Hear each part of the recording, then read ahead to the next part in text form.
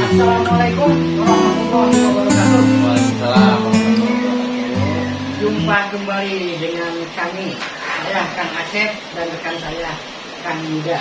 Halo sobat, dan semuanya. Oke, selamat berjumpa. Semoga semua sobat dalam keadaan sehat selalu, Amin. dan semoga para sobat selalu dibukakan pintu rezeki. Amin. Oke, seperti biasa kita masih tetap membahas masih di seputaran hukum. Sementara sekarang ini saya akan mengangkat tema tentang penipuan dan wan prestasi. Oke kan, mungkin kalau kata dari penipuan itu sudah melekat lah dan tidak paham gitu ya. Ya. Mana arah dari kalimat penipuan. Cuma Ya. mungkin masih sedikit orang yang memahami apa yang belum paham tentang makna atau kalimat wan prestasi. Ya. Nah, apa perbedaan antara penipuan dengan wan prestasi secara definisi? Ya. Dan secara definisi tolong diuraikan dulu apa itu penipuan dan apa sih yang namanya wan prestasi itu? Ya. Ya. Terima kasih Kak Cip atas kesempatannya. Jadi bisa saya sampaikan di sini masalah tentang penipuan ya Kak Cip ya. Ya. Penipuan dulu ya.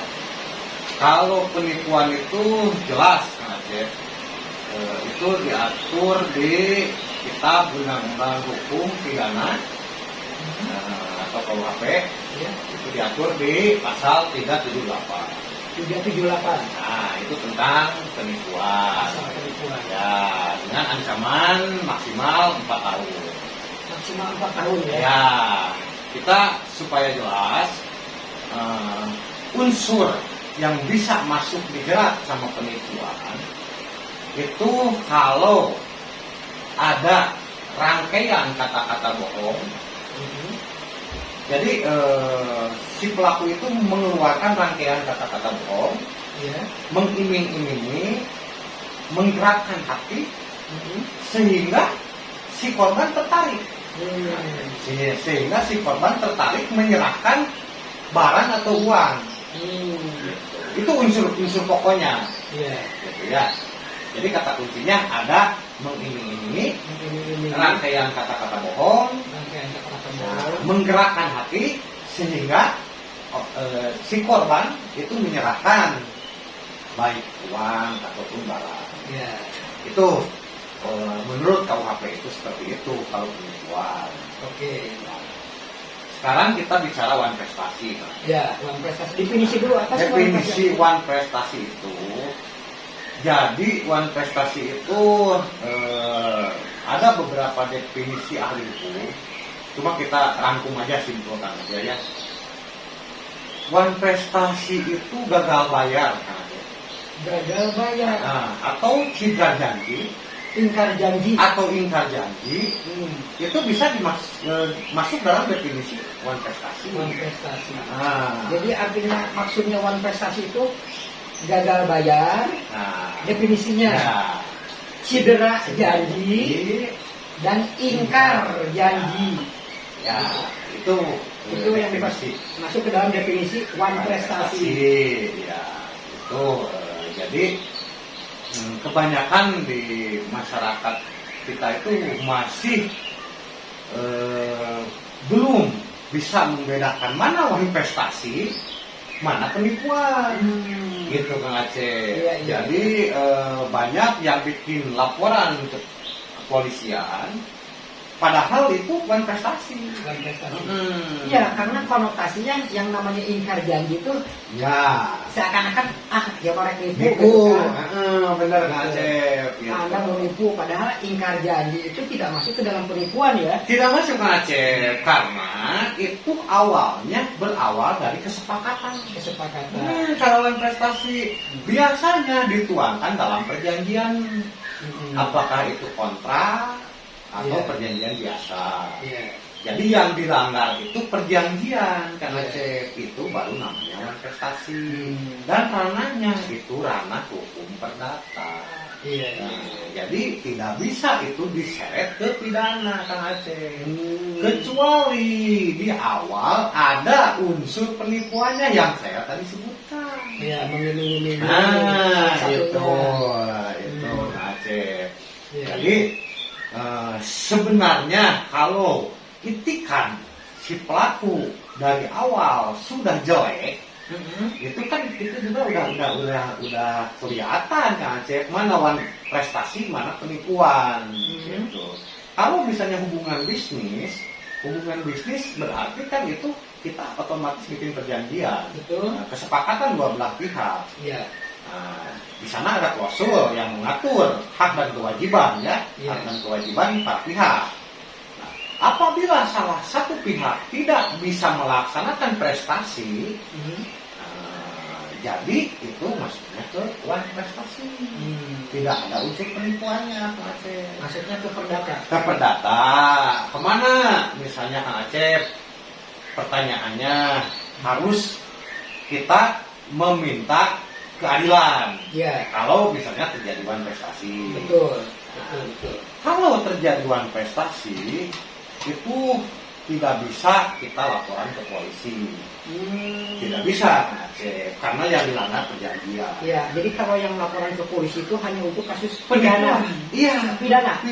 Kang Acep. Secara umumnya. Secara umumnya itu yang melalui laporan kepolisian itu tindak pidana. Tindak pidana. Itu baru nanti proses secara hukum acara pidana. Iya. Kita laporan ke polisi, nanti dilimpah ke kejaksaan, baru disidangkan di pengadilan. Baik. Nah, gimana kalau sekarang kita jadi korban wan prestasi? Iya. Nah, langkah yang harus diambil itu kita membuat gugatan Kang Aceh.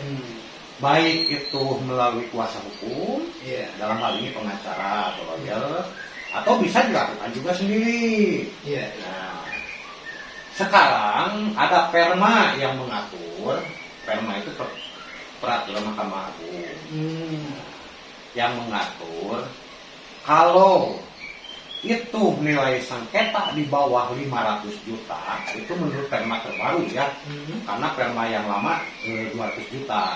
Kalau sekarang sudah ada perma yang terbaru itu naik nilainya dari 500 juta 500 di atas, di bawah.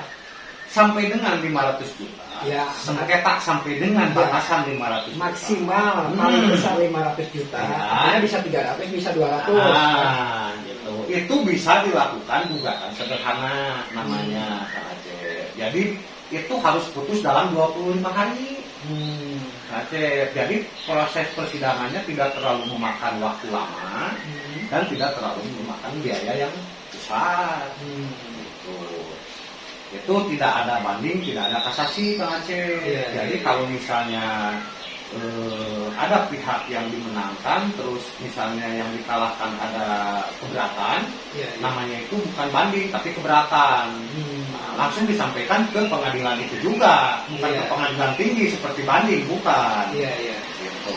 Nanti hakim memutuskan lagi, gitu kan.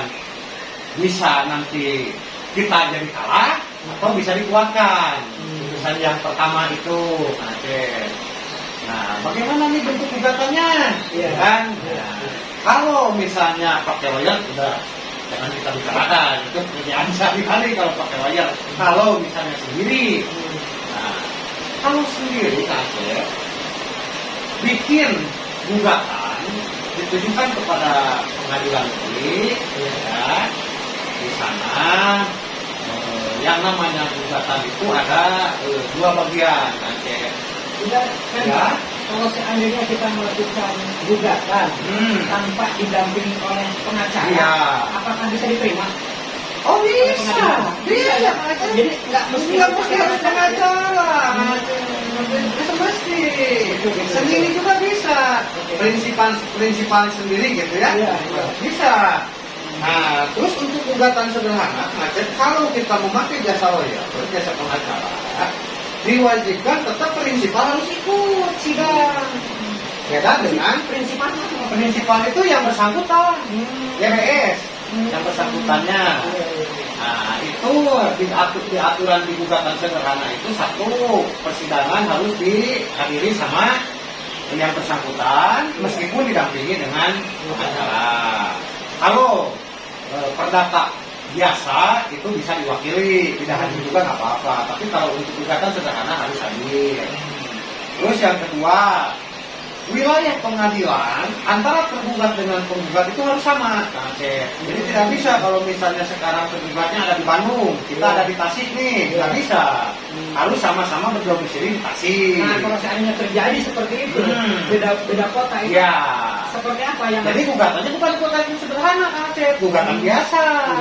Gugatan biasa.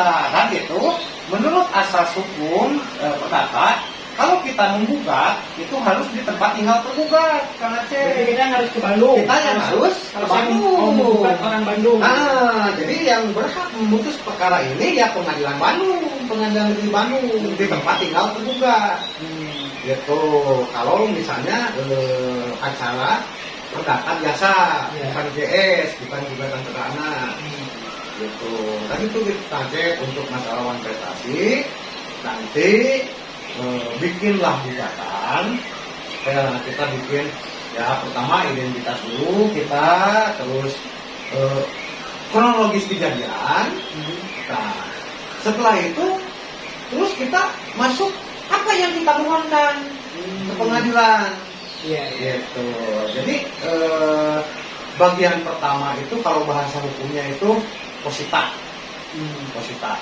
Posita itu duduk persoalan. Posita itu. Yang kedua itu petitum. Petitum itu apa yang kita mohonkan. petitum, Posita. Posita. dan petitum. Dan petitum. Jadi bagian dari surat gugatan itu ada dua. Yang pokok utamanya itu Iya. posita dan petitum. Posita itu duduk perkara. Petitum itu apa yang diinginkan oleh kita. Yang dimohonkan ke majelis hakim itu apa. Masalahnya apa? Ah. Anda mau menuntut seperti apa? Gitu Kang Aceh. Jadi untuk gugatan sederhana itu bukan majelis hakim, tapi hakim tunggal. Gitu. Kalau perdata biasa kan hakimnya 3, saya Iya. itu kan disebutnya majelis. Majelis. Nah, kalau gugatan sederhana hakimnya tunggal. Gitu. Jadi hakimnya cuma 1.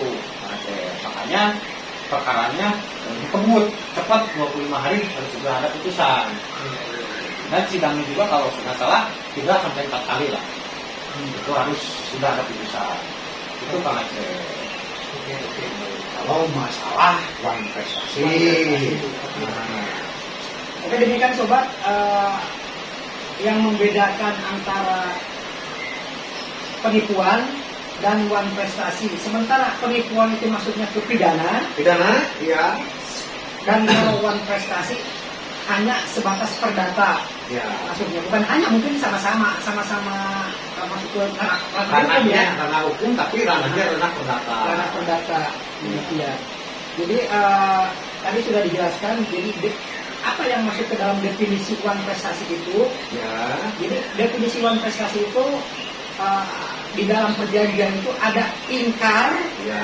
mengingkari hasil sebuah perjanjian, Kesepakatan. hasil kesepakatan. Yang kedua cedera. Cedera apa? Cedera janji. kesepakatan ya. Cedera janji. Ya. Apa bedanya cedera janji dengan ingkar janji, Pak? Ya. Cedera janji dan ingkar janji sama-sama aja. Sama aja ya. Ya, sama-sama aja. Jadi itu hanya permainan kata aja. Iya, Gimana? permainan kata aja. Jadi ingkar janji atau cedera janji itu dalam satu paket. Ah. Nah, setelah itu apa tadi? Cedera janji, ingkar janji, gagal bayar. Gagal bayar. Nah, itu sama-sama saja sih sebenarnya. Sama Yang saja. dilanggar itu kan perjanjian. Iya, iya. Pokoknya pada intinya, pada pokoknya kalau kita yang dilanggar perjanjian itu ranah keperdataan, Oke. disebutnya one prestasi. One prestasi. Jadi dalam kasusnya saya coba ilustrasikan sedikit ya, apa bedanya one prestasi dengan penipuan. Pertama saya ilustrasikan permasalahan mana yang masuk ke dalam penipuan. Apabila saya nih, Kang Yuda, diminta untuk investasi di sebuah perusahaan, dan perusahaan itu menjanjikan keuntungan dari yang saya investasikan, ya. gitu. Lalu perusahaan itu ternyata bukan cuma keuntungan saja yang tidak diberikan, bahkan uang yang saya investasikan pun Lenyap. nggak ada, gitu. Lenyap. Itu maksudnya ke penipuan. Masuk penipuan. Oke. Penipuan. Nah, kalau seandainya saya menginvestasikan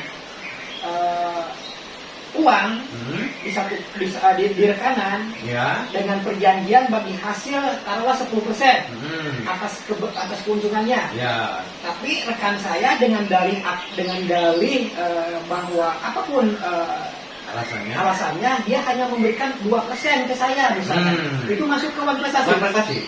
One prestasi. Jadi one prestasi itu dibagi ya, Kak Acep ya. Ada yang tidak bisa memenuhi prestasi seluruhnya. Iya. Ada yang bisa memenuhi prestasi sebagian. Gitu. Seperti yang ilustrasi bangsa. Iya, iya. Gitu. Tetap one prestasi. Iya, tapi iya. ada yang seluruhnya jadi ingkar. Iya. Kalau cedera itu sebagian. Gitu. Kalau cedera itu sebagian. Iya, iya. Dari yang diperjanjikan. Oke, yang tadinya diperjanjikan 10%, dia hanya kasih 5%. Itu Ya, cedera ya. cedera. Tapi kalau seandainya tidak sama sekali saya dibagi dari hasil keuntungan, kan alasannya usahanya dalam keadaan Kolek lah. kolab. Padahal dalam perjanjian kalau tidak ada, kalau kolab kita tidak memberi, tidak ada. Iya. Gitu ya, dalam perjanjiannya. Iya. Itu masuk ke dalam uang prestasi yang sifatnya itu ingkar janji. Oke. Tidak bisa memenuhi seluruhnya, prestasi seluruhnya. Keseluruhannya sama sekali Ya. ya. Oke. Jadi mungkin seperti itu sobat, yang mana kasus penipuan dan yang mana kasus uang prestasi. Jadi kalau seandainya kita memiliki kasus itu coba di apa namanya? Ya bisa dulu. Iya, artinya di-sharing dulu, didiskusikan dulu dengan orang yang paham. Ini masuknya kemana? Kalau seandainya masuknya ke ranah penipuan, maka jelas pidana. Nah, Asalnya. Tapi kalau masuknya ke ranah uang prestasi, masuk ke ranah hukumnya adalah perdata. Ya. Demikian. Jadi demikian Kang Yuda Ya. untuk pembahasan kali ini. Siap, Acep. Materinya adalah penipuan dan uang prestasi. Semoga para sobat semua bisa menangkap apa yang kita perbincangkan, apa yang kita diskusikan, dan semoga semuanya akan menjadi penambah ilmu, khususnya buat saya dan umumnya buat para sobat semua, sehingga kita bisa lebih mengerti dan memahami tentang hukum yang berlaku mungkin dalam kehidupan kita sehari-hari. Ya. Demikian para sobat, dan jangan lupa untuk di subscribe, lalu bunyikan loncengnya agar sobat semua selalu update ya setiap kita membuat setiap kita membuat konten, saudara tidak tertinggal. Dan jangan lupa juga di like dan di share agar channel ini terus tumbuh dan terus mengedukasi untuk para sobat semua. Demikian para sobat, semoga sehat semuanya, semoga dibukakan rezekinya, dan kita berjumpa di lain waktu di dalam pembahasan yang lain. Oke, para sobat, demikian. Wassalamualaikum warahmatullahi wabarakatuh. Kami